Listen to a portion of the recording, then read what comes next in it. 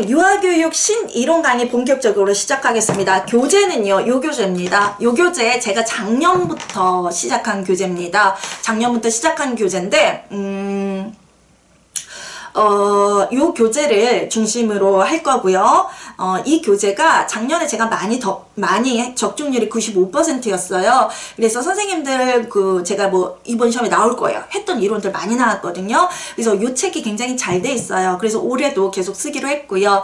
내년에는 아마 개정이 되지 않을까 싶어요. 그래서 요 교재고 아마 요 강의가 강독식으로 될 거예요. 제가 막 정말 무슨 동작과 스토리를 가지고 그런 이해라기보다는 요 책을 하나하나 분석해보는 강의로 진행이 될 거예요. 그래서 제가 일반적으로 학원에서 진행하는 아모르 IT층에서 진행하는 그런 배경이론을 굉장히 많이 설명드리고 그 다음에 이론 간의 연결고리를 많이 해드리는 그런 강의보다는 하나하나 책의 내용을 강독하는 그런 강의로 진행을 할 거예요. 이유는 그래요. 지금 학원에서 진행하고 있는 강의에도 장점이 커요. 그런데 강독 강의에도 장점이 크거든요. 그래서 어떤 강사들은 강독 강의를 따로 학원에서 진행하기도 하세요.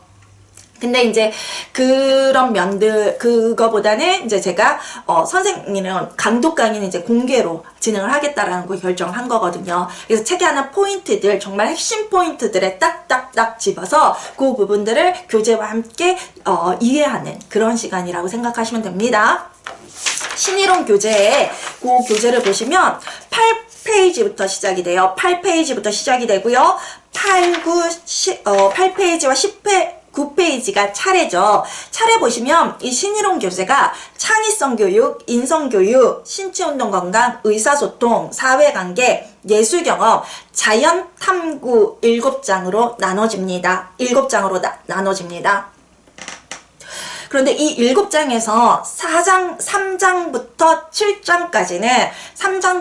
7장까지는 저희가 누리과정의 5개 영역의 배경이론이에요. 그런데 이 이론들을 신이론이라고 배우는 이유는요. 유아교육개론이 있고 유아교육개론에서 파생돼서 나온 이론이 있어요. 그 파생돼서 나온 이론들은 비교적 현대에 나온 이론이고 그 학자들이 아직까지 살아있는 경우도 있어요. 그쵸? 그래서 이론들이 계속 바뀌어요. 그러니까 우리가 잘못 가르쳐서 제가 잘못 강의해서 그런 게 아니라 그 사람들이 자신들의 연구 결과를 계속 연구를 하면서 자신들의 연구를 수정하는 거예요. 그래서 그 부분들을 계속 따라가야 되기 때문에 제가 그런 속도에 맞춰서 항상 그렇게 신경향을 공부해야 된다는 걸 강조하기 위해서 강론 이론이라고 부르지 않고 신이론이라고 부르고 있어요. 그런데 창의성과 인성은 왜 들어갔냐고요? 창의성과 인성은 연령별 누리과정부터 시작해서 그 5개 영역에 골고루 포함되어 있는 요소 중에 하나예요. 2019 개정 누리과정에서도 이번에 2020년 3월부터 시행되는 2019 개정 누리과정에서도 그 창의성과 인성을 아주 많이 강조하고 있어요. 그래서 창의성과 인성은 기본적으로 알아야 되는 배경이론과 관련돼서 알아야 되는 이론이에요. 그리고 이번에 2019에서 많이 강조했기 때문에 또 거기에서 선생님들도 많이 기억하셔야 됩니다. 그럼 창의성부터 나가볼까요? 창의성에 보시면 10페이지에 보시면 창의성 교육에 창의성 이론, 창의성 프로그램, 창의적인 문제 해결력 모델, 창의적인 문제 해결력 교수 모델, 창의적인 문제 해결 프로그램, 창의성 교육, 창의성 평가 도구가 있어요. 자, 그 중에서도 창의성과 관련해서는 토런스, 길포드, 오스본 정도로 선생님들이 정리하시면 돼요. 그래서 이 교재 중에서 선생님들이 읽고 그냥 읽기만 하면 이해할 수 있는 거는 제가 지나갈게요. 그리고 저의 설명이 필요한 부분들을 설명을 드리도록 하겠습니다. 자, 12장부터 창의성 이론이 나오고 있습니다. 자, 쭉 넘어가서요. 창의성 이론의 이해라는 부분이 16페이지에 나오는데요. 거기에는 인지적 관점이 있고 성격적인 관점이 있고 합리적인 관점이 있어요. 자, 선생님 보세요. 창의성도요, 머리에서 이 사람의 뇌 인지 능력에서 나온다라고 믿는 이론이 있고요. 그 사람의 특성, 성격에서 나온다는 면이 있고요. 그게 아니라 어떤 하나의 요소라고 할 수 없어. 여러 가지 요소가 혼합돼서 나온다라고 믿는 요소가 있어요. 그게 인지적 관점, 성향적 관점, 그리고 합리적 관점, 세 가지거든요. 인지적 관점 볼게요. 길포드라는 사람이 있죠. 길포드가 창의성을 얘기하기 전에 인간의 지능을 얘기했는데 이게 120개로 구성되어 있대요. 그래서 우리의 뇌를 한 상자라고 생각을 하면 이런 상자라고 생각하면 우리의 뇌 안에 이런 작은 박스가 12개가 들어가 있다라는 거예요. 그 중에 하나가 창의성이래요. 어떤 부분이 창의성과 연결되냐 그러면 발산적 사고가 그 창의성과 연결이 됐다라고 해요. 그리고 토런스도 창의성과 관련해서 유창성, 융통성, 독창성, 종교성을 정의 내린 게 있어요. 요 각각의 개념들 선생님들 알고 계셔야 돼요. 자, 토런스라는 학자 17페이지 보겠습니다. 17페이지 보시면 토런스라는 학자가 창의적 사고를 어떤 문제나 어떤 지식의 결여, 부조화 등의 잘못된 것에 대해서 민감하게 받아들이는 거래요. 그리고 유창성은요, 그 창의성에 해당하는 유창성, 융통성, 독창성, 종교성 이 네 가지 중에 유창성은 가능한 한 많은 아이디어를 생각해내는 거라고 해요. 그리고 융통성은 한 가지 해결 방법, 한 가지 생각을 여러 상황에 적용할 수 있는 거라고 합니다. 그리고 독창성은 나만이 생각해낼 수 있는 능력을 말해요. 정교성은 뭉텅거려서 생각하는 게 아니라 하나하나 분명하게 생각하는 거, 그런 것들을 정교성이라고 해요. 그래서 우리가 굉장히 세밀하게 장식되어 있는 장식품들을 보고 정교하게 만들어졌네 라고 하잖아요. 우리의 생각 중에서도 그렇게 세부적으로 생각한 거, 그런 걸 정교성이라고 해요. 자, 그리고 오스본과 파네스가 나오는데요. 오스본과 파네스 18페이지에 나오는 오스본과 파네스는 뒤에 나오는 어떤 이론이 있거든요. 거기서 다루도록 할게요. 성격 특성적 관점 보세요. 머리가 아닌 성격에서 창의성이 나온다라고 본 거 보시겠습니다. 프로이드 정신분석학이 그렇게 얘기를 하네요. 프로이드는요, 모든 창의성은 백일몽 같은 거래요.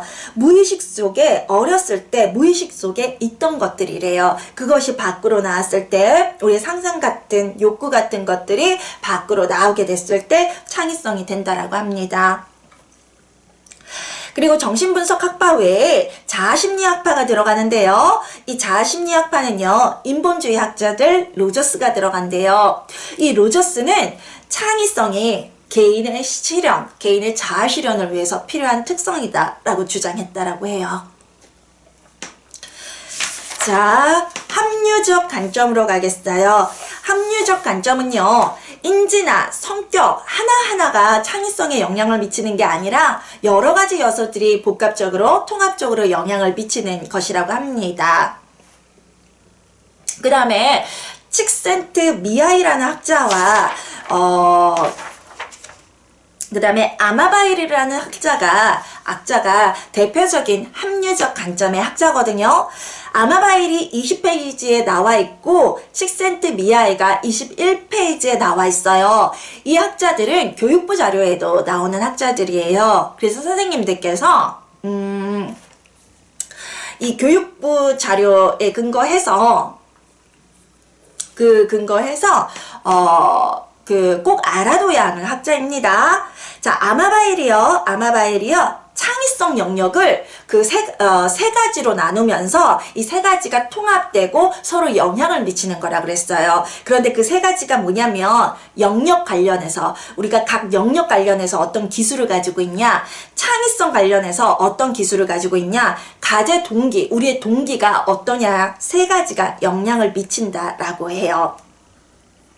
우선 아마바일이 주장한 그 요소는, 창의성과 관련된 요소는 영역 관련 기술이다, 창의성 관련 기술이다, 그 다음에 가제 동기 관련이다. 요 세 개를 알아두세요. 이 세 개가 뭔지는 저 뒤에서 또 나오는 게 있어요.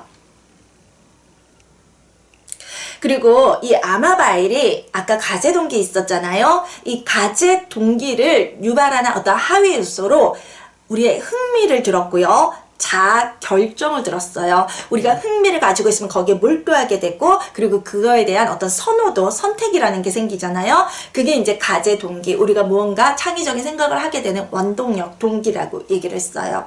나머지에 대해서는 조금 지금 설명을 드릴까요? 영역 관련 기술은 그거예요. 학문적인 영역. 그래서 제가 지식, 아까 인지적인 것도 합해진 거잖아요. 그 인지적인 지식들이 없으면 창의적인 생각이 나올 수 없다라는 거예요. 그래서 뭐 학문적인 영역이라고 생각을 하시면 돼요. 그래서 우리가 이러잖아요. 유에서 유가 나오지 무에서 유가 나오지는 않는다라고 하잖아요. 그런 것들 있고요. 그 다음에 창의성 관련 기술은 창의적인 성향, 창의적인 생각, 이런 것들이 창의성에 들어가요. 창의적 관련 기술에 들어가요. 칙센트 미아이 한번 보시겠습니다. 21페이지에 칙센트 미아이. 칙센트 미아이는요, 개인, 분야, 그 다음에 영역, 이 세 가지를 요소가 서로 상호작용을 미치면서 한 개인의 창의성을 만들어낸다라고 했어요. 개인은 우리 각각의 사람을 말해요. 분야는 어떤 집단의 전문가 집단을 말하고요. 전문가들, 그리고서 유아교육 전문가들, 그 다음에 영역은 유아교육 학문, 예를 들어서 유아교육 학문을 얘기해요. 그래서 개인은 개개인, 영역, 그 분야는 전문가 집단, 그리고 영역은 그 학문 그 자체를 얘기하는데, 이 세 가지가 서로 상호작용을 만들면서 우리 사회의 창의성을 만들어낸다라고 얘기를 하고 있어요. 아마바일은요, 한 개인의 창의성이 어떻게 만들어지는지 설명하고 있고요. 칙센트 미아이는요, 한 사회에서 창의적인 생각들이 어떻게 탄생하는지를 말하고 있어요. 23페이지 창의성 이론 보시겠어요? 오스본이 나왔는데요. 선생님, 오스본은 선생님들께서 반드시 아셔야 되는 이론이에요. 오스본이 브레인스토밍을 얘기했어요. 그리고 오스본은요, 경제학자예요. 그리고 이제 어떤 광고회사의 어떤 책임자였던 사람이에요. 근데 광고회사를 하면 기발한 독특한 아이디어들이 많이 나와야 되잖아요. 그런 것들에 대해서 어떻게 하면 우리 이제 그 회사의 구성원들이 기발한 아이디어를 더 말할 수 있을까, 이런 것들을 고민을 했어요. 그러면서 브레인스토밍이란 방법을 만들어낸 거예요. 그래서 브레인스토밍을 통해서 어떤 주제에 맞는 다양한 생각들을 끌어내는 것, 그런 것들을 주장을 했어요. 그래서 브레인스토밍이 4가지 어떤 기본 요소들이 있거든요. 교재 24페이지 한번 보세요. 판단의 지연이라 그래요. 그 어떤 사람이 의견을 얘기했을 때 그 의견이 잘못됐다, 잘됐다, 뭐 우리가 즉각적으로 반응을 하면 그 사람이 이제 겁을 먹어서 의견을 얘기 안 할 수 있잖아요. 그러니까 의견을 얘기하지 않도록 그런 어떤 평가, 그 의견에 대한 부정적이든 긍정적인 평가든 그렇게 함부로 하지 말라라는 게 이 사람의 생각이었어요. 마지막에 최후의 어떤 선택을 할 때 그때 하라고. 그래서 판단을 안 하는 건 아니고 판단을 늦게 하라, 마지막에 하라. 그러니까 모든 의견이 다 나온 다음에 그 다음에 하나하나 평가하라, 그런 주장을 했어요. 그리고 브레인스토밍에서는 질보다 양이에요. 좋은 아이디어들은 많은 아이디어 속에서 한두 개가 발견된다라고 생각을 했던 거예요. 그래서 다양한 아이디어를 찾아내라 그래서 다양한 아이디어의 산출이라고 얘기를 했어요. 자유로운 사고는요, 우리가 어떠한 아이디어를 생각할 때 엉뚱해, 누가 그런 생각을 해, 그런 게 중요한 게 아니라 개개인이 가지고 있는 독특한 모든 생각들이 자유롭게 나와야 되는 분위기를 조성해야 된다 했어요.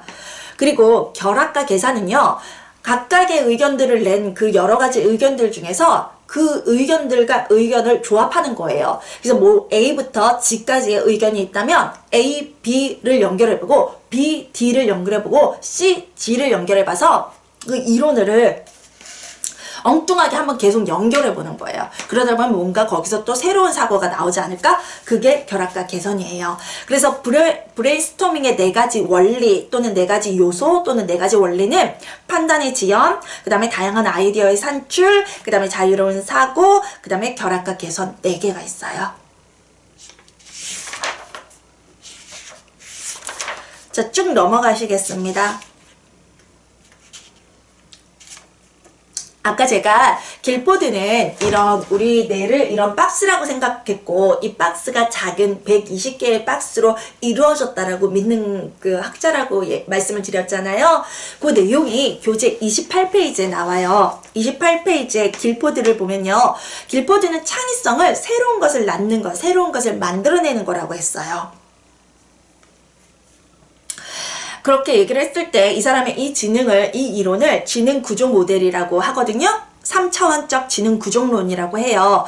그래서 요 각각의 모서리들이 각각의 영역을 차지하고 있다라고 한 거예요.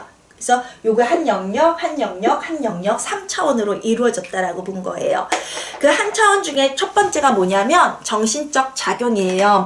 정신적 작용에는 인지가 들어가고요. 기억이 들어가고 발산적 사고가 들어가고 수렴적 사고가 들어가고 평가가 들어가요. 우리가 머리로 하는 것들이 들어가는 거예요. 그 다음에 정신적 작용과 관련된 활동 내용이라는 게 있는데요. 거기에는 도형적인 거, 상징적인 거, 언어적인 거, 행동적인 거 4개가 들어갔다라고 해요. 그 다음에 산출에는 단위, 종류, 관계, 체제, 변형, 함축 6개가 들어가거든요. 요거는 외우셔야 되는 부분들이에요. 그래서 뜻 그대로 이해하시면 돼요. 인지는 머리, 를 말하고요. 기억은 기억하는 걸 얘기하죠. 발전적 사고는 다양한 아이디어, 독창적 아이디어를 많이 만들어내는 것들이에요. 그 다음에 수렴적 사고는 하나하나 분석해 볼 수 있는 능력이에요. 평가는 분석한 걸 토대로 종합적인 평가를 내리는 걸 말해요. 그 다음에 정신적 작용과 관련된 건 도형이다, 상징이다, 언어다, 행동이다. 4가지가 있고요. 산출에서는 우리의 이 생각, 아이디어들을 어떤 식으로 나타낼 수 있냐. 단위로 할 수 있다. 종류로 그룹 지을 수 있다. 관계, 각 종류들과의 관계를 결합해 볼 수 있다. 체계들을 연결해 볼 수 있다. 어떤 정보를 수정해 볼 수 있다. 어떤 정보를 함축하고 있을 수 있다. 그래서 6개를 얘기하고 있어요.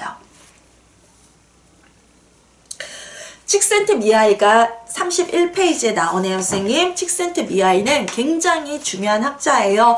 반드시 암기해 주셔야 됩니다. 칙센트 미하이의 체계 모델은 구성 요소는 분야, 그 다음에 영역, 그 다음에 개인이에요. 개인 3가지가 있어요.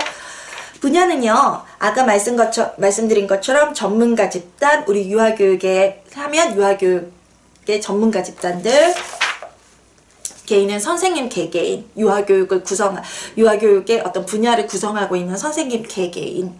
그 다음에 영역은, 개인은 선생님들의 개개인, 그리고 영역은 유아교육학, 이런 학문학 영역을 얘기하고 있어요.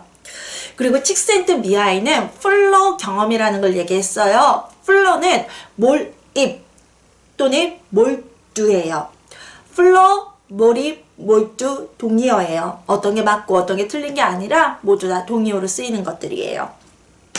선생님들께서 이면 공부하시다 보면 이렇게 굉장히 몰두해서 어딘가에 집중해서 공부하실 때 있죠. 그럴 때를 우리는 플로라고 합니다. 그 다음에 스탠퍼드 루바트 이론이 있는데요. 그 이론 넘어가시고 34페이지에 아마바일 보시겠습니다.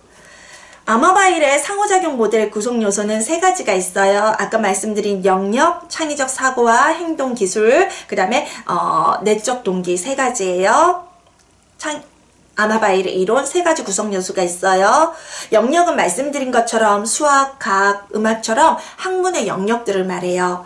그 다음에 창의적 사고와 어떤 행동 기술은요, 우리 인간이 보이는 창의적인 스타일들을 말해요. 근데 창의적인 행동들, 창의적인 생각들, 창의적인 성향들, 그것 3가지를 말하고요. 내적 동기는 우리가 거기에 얼마나 흥미를 가지고 있나, 얼마나 만족하고 있나, 얼마나 몰두하고 있나, 그것을 말이에요. 우리가 얼마나 동기를 가지고 있나. 그리고 아마바이는요, 우리 유아들에게 가장 중요한 거는 내적 동기 유발이라 그래요. 창의성, 유아들의 창의성을 위해 가장 중요한 건 내적 동기 유발이라고 주장하고 있어요.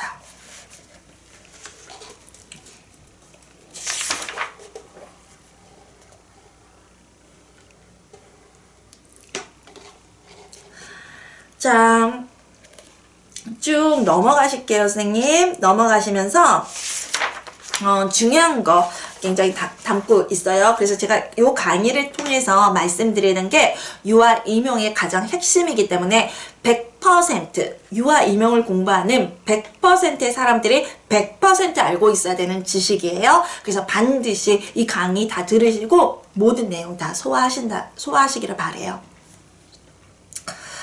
39페이지 보시겠어요? 거기에 드보노라는 사람 콜트 사고 프로그램 나오죠.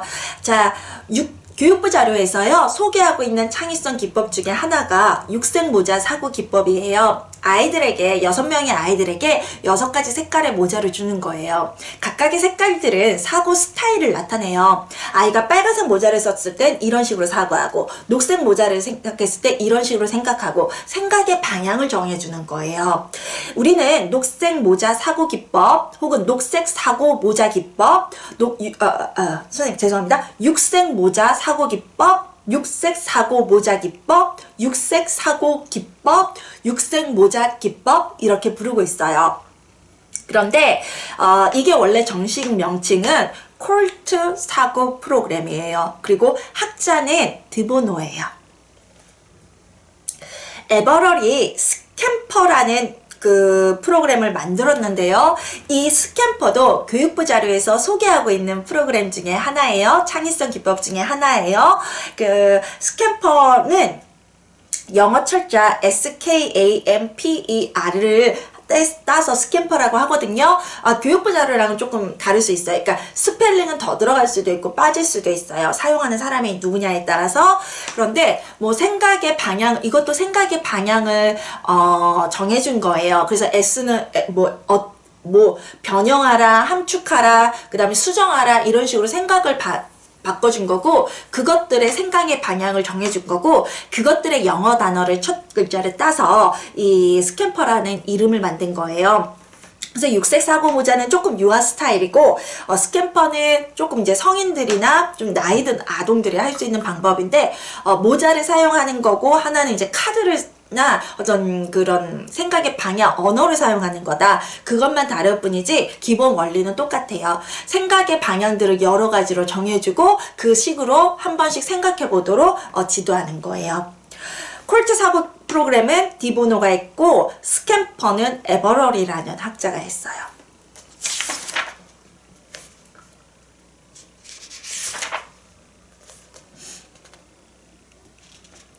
자, 43페이지에 볼게요. 43페이지 보면 오스본과 파네스의 5단계 모델이 나와요. 자, 아까 오스본 누구 생각나세요? 뭐 생각나세요? 브레인스토밍 생각나시죠?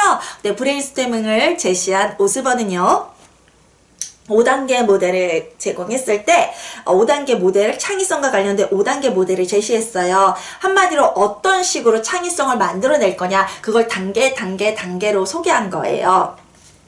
첫 번째가 사실 발견 단계예요. 두 번째가 문제 발견 단계고요. 세 번째가 아이디어 발견 단계고, 네 번째가 해결책 단계고, 다섯 번째가 수용 단계예요. 요 5단계는요, 여러분들이 어떤 단계를 외우실 때처럼 외워주셔야 구별할 수 있는 겁니다. 사실 발견 단계는요, 이거래요. 우리의 현재, 내가 만나는 상황, 존재하고 있는 거, 그걸 발견하는 거, 그걸 눈치채는 거예요. 예를 들어서, 내 방에 TV도 있고, 그 다음에 내가 창문을 닫아놓고 커튼을 닫아놨네, 그 다음에 내가 이 카메라를 촬영하기 위해서 창문에 빛이 들어오기 때문에 그것을, 커튼을 닫아놨네. 이게 사실 발견이에요. 그런데 두 번째 문제 발견은 뭐냐면요. 커튼을 치고 창문을 닫으니까 촬영할 때 빛이 반사되지 않아서 좋기는 한데 좀 여기가 너무 덥다 이런 생각을 하는 거. 그러니까 덥다라는 문제가 발견이 된 거예요. 아까 사실 발견은 그 사실 자체가 문제라고 볼 수는 없어요. 그냥 현존하는 그냥 그 모습이에요. 근데 그걸로 인해서 야기되는 문제를 발견하는 게 2단계 문제 발견이에요. 그래서 창문을 닫았다 사실 발견. 그래서 덥다라는 문제 상황이 생긴 거, 그게 2단계예요. 3단계 아이디어 발견 단계는요, 이 덥다라는 상황을 해결하기 위해서 다양한 해결책을 생각해보는 단계예요. 그리고 그 중에서 해결책 단계는요, 그 다양한 해결책 중에서 하나를 선택해보는 거예요. 그리고 선택해서 가장 좋은 걸 선택하는 거고요. 수용 단계는 그 선택한 걸 실행해 보는 거예요. 그럼 내가 그걸 수용했다라고 해서 수용 단계라고 얘기를 하고 있어요.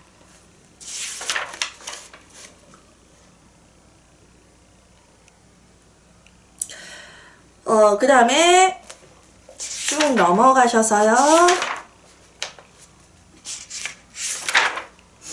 창의성 교육으로 가셔야 될 것 같아요.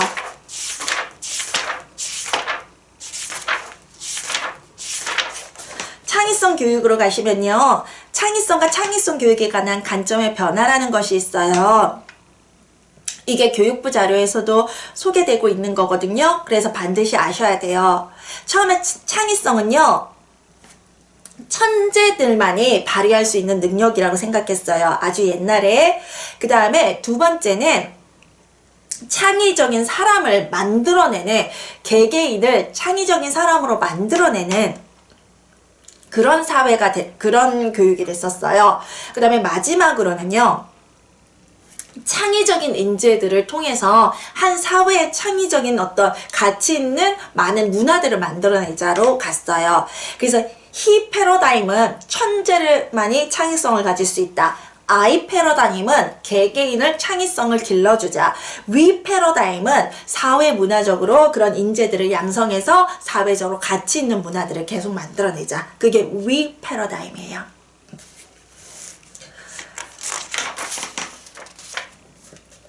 52페이지 보실래요? 52페이지도 선생님들이 반드시 외우셔야 하는 창의성 교육의 구성 요소가 있어요. 창의성은요, 인지적인 요소, 성향적인 요소, 그리고 동기적인 요소 세 가지로 나누어진대요. 학자가 아닌 일반적인 내용이에요. 인지적 요소에는 사고가 넓게 확장되는 사고의 확장이 있고요. 그 다음에 사고의 수렴, 그 두 번째는 사고의 수렴이라는 게 있어요. 사고의 수렴은 말씀드린 것처럼 비판하거나 분석하는 걸 뜻해요. 그 다음에 문제 해결법이 세 번째로 들어가요. 사고의 확장에는요, 확산적 사고, 상상력, 유추가 들어가요. 확산적 사고가 많이 다양한 아이디어들을 만들어내는 거고요. 상상력은 내가 무언가를 시각적으로, 이미지를 머릿속으로 생각해낼 수 있는 거를 말해요. 상상하는 거. 사과라고 하면 사과라는 게 떠올릴 수 있는 거. 그 다음에 유추라는 것은 어떤 복잡한 어떤 현상들 쪽에서 그것들이 내포하고 있는 의미가 뭔지를 생각해 보는 걸 말해요. 사고의 수렴은 논리 분석적 사고와 비판으로 가요. 선생님들이 알고 있는 논리적 사고, 분석적 사고, 그게 사고의 수렴에 들어가고요. 또한 비판하는 능력, 비판하는 능력도 지식에서 나오죠. 그리고 이제 지식에서 아닌 무분별한 그 비판을 할 땐 그건 비판이 아닌 거죠. 그래서 이런 비판하는 것도 창의성의 인지적 영역에 들어가요. 문제 해결에는요, 문제를 발견하는 것과 문제를 해결하는 것 두 가지로 다시 나누어져요. 성향적 요소 보시겠습니다. 성향적 요소에는 개방성이 들어가고 독립성이 들어가요. 개방성에는 다양성이 들어가요. 다양한 입장에 대해서 열린 마음을 가지는 거. 복합적 성격에는 정반대의 양극 성격을 동시에 가지고 있는 거. 그래서 복합적 성격이라 그러면 모순되는 성격을 가지고 있는 거예요. 그래서 적극적인 성격과 소극적인 성격을 모두 가지고 있는, 예를 들면 그런 것들을 말해요. 이 복합적 성격도 창의성에서 요구되는 성격이에요. 양면성이요. 애매모호함에 대한 참을성은요, 내가 막 선생님 답답할 때 있잖아요. 뭐지 혼란스러운 상황. 그럴 때도 참을 수 있는 거. 그것도 들어가요. 그 다음에 감수성은 무언가를 민감하게 잘 느끼는 걸 말해요. 독립성은요, 독립적이 되기 위해서는 용기가 있어야 된대요. 그리고 자율적이어야 된대요. 그리고 자신만의 어떤 독창성이 있어야 된대요. 용기, 자율성, 독창성이 들어가요. 그 다음에 동기적 요소에는 호기심과 흥미가 들어가고요. 호기심과 흥미를 가진 거에 몰입하는 거 두 번째 요소로 들어가요. 그리고 창의성 교육의 구성 요소는요, 창의적 사고, 창의적 성향, 그 다음에 창의적 표현으로 나눌 수도 있어요.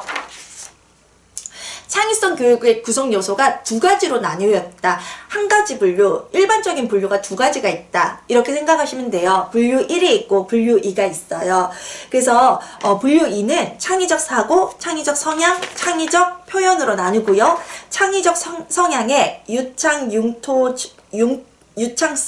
융통성, 종교성, 독창성, 유추성이 들어가요. 설명드린 거 다 똑같아요. 아까 설명드렸죠? 창의성 성향에는 민감성, 개방성, 그 다음에 자발성, 호기심이 들어가요. 그 다음에 창의적 표현에는 소리로, 언어로, 동작으로, 도형으로, 조작으로 표현할 수 있다 그래요. 요거는 아까 이중적으로 설명을 드린 부분이고요. 뜻이 똑같이 쓰이기 때문에 그냥 넘어가고 이렇게 분류된다는 것만 알려드리겠습니다.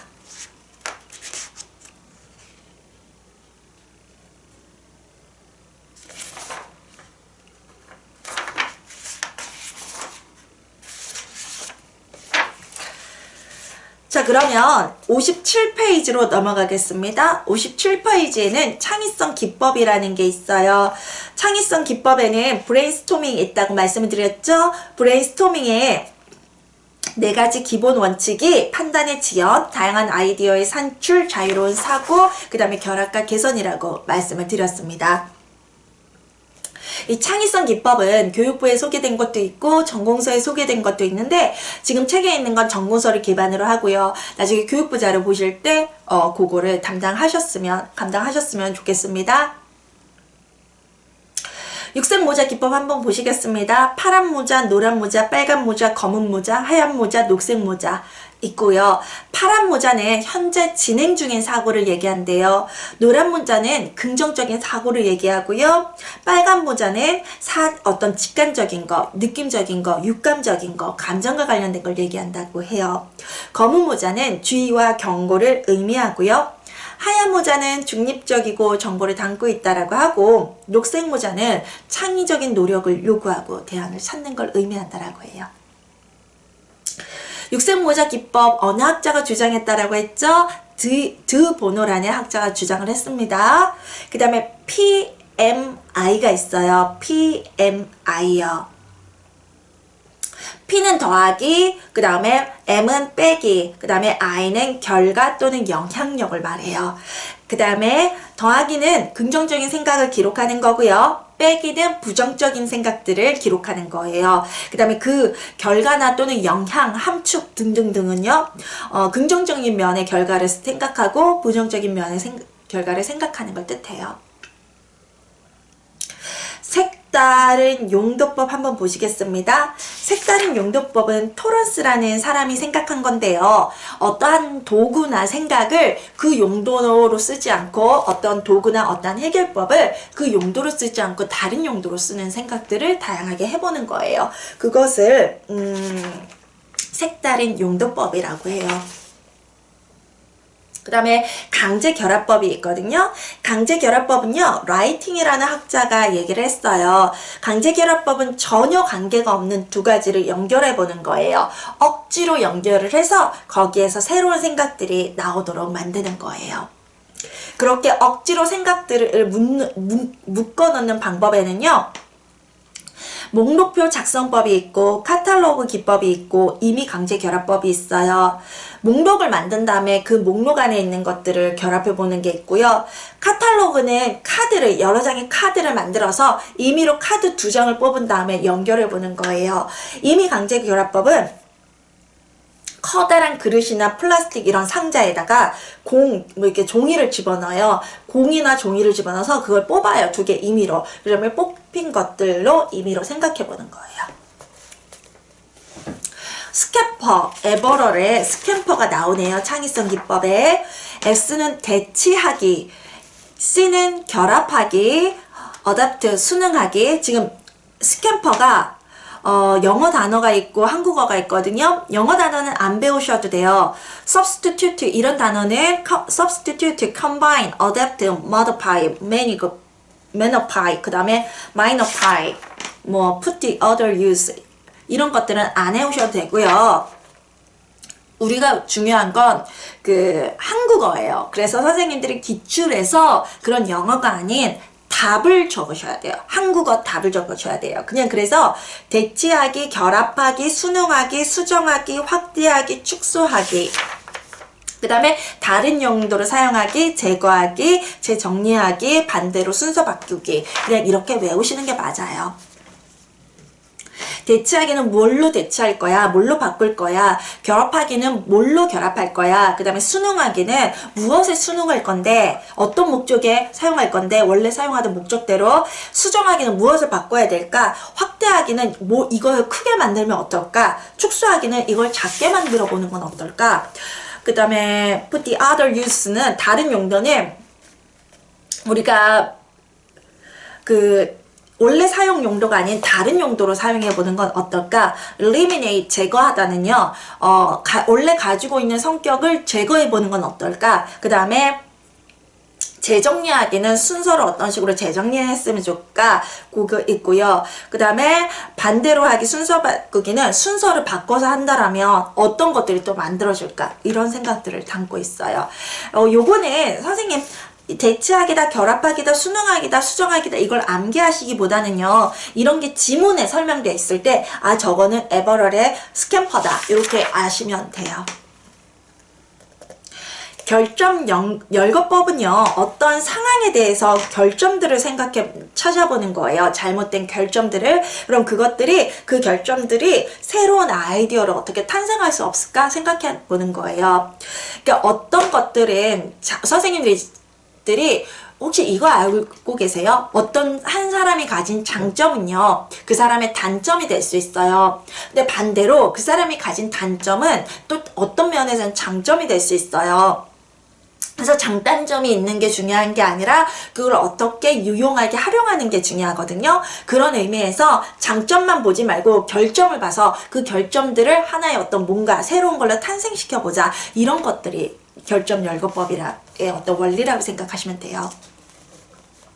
희망 열거법은 반대로 어떤 상황이나 그런 것들에 대해서 희망하는 것들을 적어보고 그 희망하는 것들을 실현해 보려고 노력하는 거예요.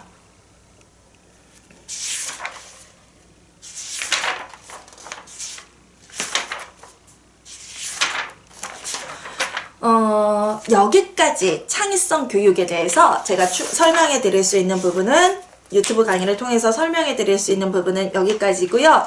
시험에 나올 수 있는 내용들은 모두 설명을 드린 겁니다. 그런데 우리 시험이 자꾸 다른 파트에서 우리가 이제 중요하다고 핵심으로 생각했던 거에서 80%가 나오고 20%는 다른 분야에서 나오거든요. 그래서 그 다른 분야는 선생님들이 교재를 읽어보시면 이해할 수가 있어요. 그래서 책을 보시면서 이해를 하시면 돼요. 자,